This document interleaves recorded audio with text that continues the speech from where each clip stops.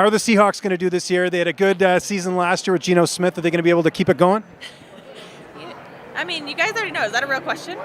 So they're going to do great. I know. I live near Seattle too, so I'm rooting for them. But it's great to see you here tonight. Who are you excited to see get put in? Obviously, Jose Aldo sort of leading the way. We're really excited to see him get in the Hall of Fame. Yeah, Jose Aldo is incredible. I mean, I love all these guys. It's hard to even pick one. But I would also like to give a big shout out to Jens Pulver because we're from the Pacific Northwest, and I knew him like way back before either of us were really doing anything that any of you cared about. So it's great to see him get inducted. You know, he was such a big part of that initial movement for his weight class. And what about you? When are you looking to get back in there? I know you had a fight scheduled, fell through. What's the latest now? I'm hoping to fight in October. I have requested that. So we'll see about. Have you requested them coming to Seattle? They got that new arena with the Kraken and everything. They haven't been back in forever. You know what? They came there one time, and it was in the summer, and I knew that was going to be the biggest mistake because nobody in Washington State wants to be indoors. You're on the lake, right? On a nice summer day because we barely get any of that. It's all rain. So I'm like, you got to go in the fall or the winter, and then people will be there. Because I know there's a lot of hardcore fans. It's just like, I mean, you got to choose between a nice enjoyable day out on the water or being cooped up inside, which we are 90% of the year anyways. Just last one for me. I know you're friends with Julianna Pena. She's been getting in the news a lot because of some of the trash talk with Amanda Nunes. I know you've been a pretty respectful opponent in your career. What do you make of her trash talk? I think she's speaking from the frustration in her. And I know that she can be a very polarizing character, and some people love her, some people hate her, but at least you care. And I think that's what she's trying to make a difference. She's trying to make you care. And, you know, when you see her booing at Amanda's retirement, you know, I haven't spoken to her in depth, but this is just my perception and like what I assume she's thinking is that she is trying to get anything, like get in Amanda's ear and get that fight. You know, I think the balls, the cojones on Julianna Pena are unmeasurable. Like, she's just so bold, and she wants that fight, so she's going to try to stir the pot and see if she can get any little glimmer of hope, right? And, I mean, I don't think you can really blame her. I mean, there's not only the legacy, but the money, too. I mean, that's a huge money fight, and she broke her ribs. Like, it just sucks. So could you imagine, like, if you put yourself in her shoes, like, you'd be pissed too. Like, wait, that. Well, devil's advocate though, wouldn't it make sense for her to call out someone like Holly? Holly's still a pretty big name in the division. I say you and Holly are the two biggest names in the division. You guys aren't fighting each other, obviously, you and Juliana.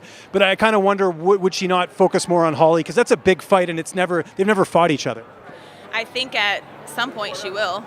Yeah, we'll see how Holly does in this upcoming fight.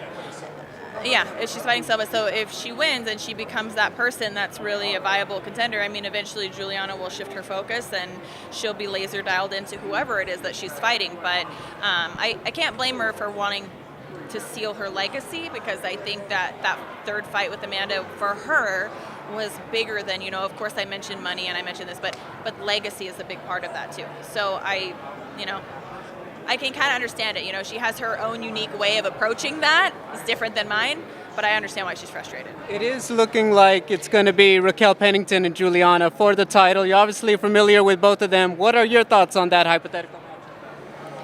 Well, gosh, I've trained a lot with Juliana Pena more earlier in our careers, and she is a spitfire. I mean, I think you guys saw that best on display when she fought Amanda. But I think she's always been very underestimated. She's an amazing, amazing ground game. And her striking, people don't appreciate it because it doesn't look pretty. But a lot of times pretty isn't hard enough in women's MMA. Like, you got to hit hard, and you got to do it. You got to do it with everything that you have in order for it to make that knockout kind of difference. And she hits way, way, way harder than anybody would anticipate, you know, because she looks wild and crazy and off balance. But it's hard to find somebody to mimic that at the same time, because everybody wants to be so perfect. So I like that she makes it messy. I like that she makes it a little crazy. I like that people underestimate her style. And then, you know, with Raquel, she's clean. Her boxing, her hands, everything's very clean. And I swear that her like lower body is like filled with like concrete or something, because I've trained with her before too, and and obviously I fought her, and I definitely don't think I wasn't at my best when I fought her, but she's so hard to move. Like, she's just like a tree. She's just planted in the ground. So I think it would be tough for Juliana to take her down, but it'll be exciting to see, I think. It was a good fight, yeah. You shared the cage with the GOAT, Amanda Nunes, or GWOAT, Amanda Nunes. I mean, when you look back at that fight, do you sometimes, is that one? It's like, well, I wish I would have gotten that one because look what Amanda did. Or is it like, it happened. I'm glad I got to say I was in there with the best. I can't look at it and wish that it would be any different than it was, because that was the start of Amanda's legacy, and I don't value my legacy over anybody's. I really don't. So, she's been fantastic. She's been inspirational in her own ways, and she has a second child on the way. She's done incredible things. So I'm glad that she got her fairy tale ending, and I'm still working on mine. The sky is the limit. Not even. Like, it's there is no limit. That's a dumb phrase. Take that one back. No, you can leave it in there. It's okay. I say dumb things sometimes.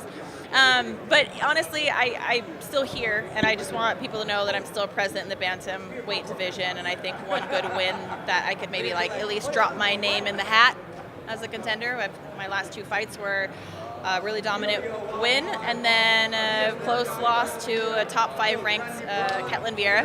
And so why not? If another good win, top 10 girl, and okay, well, maybe I can at least be part of the conversation. Are there any fights that you're looking forward to seeing this weekend at UFC 290? I mean, how could we not be excited for Volkanovski and Yair Rodriguez?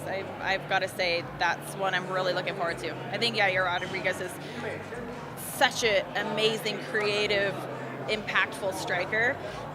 And I don't know where you find a training partner to mimic Yair Rodriguez. I really don't, because I don't ever see people that move I don't even think he knows how to move like himself.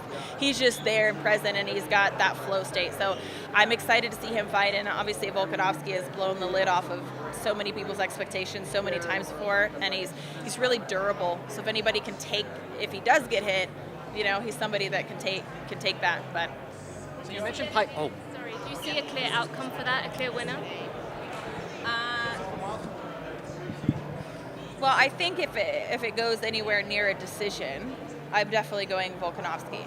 But I do not at all underestimate the knockout ability that Yair has. I don't see Yair winning a decision, because I just think I haven't seen anybody been able to do it. And if Volkanovski can take your best shot or move through it, you're going to be in trouble. I just doesn't matter who you are.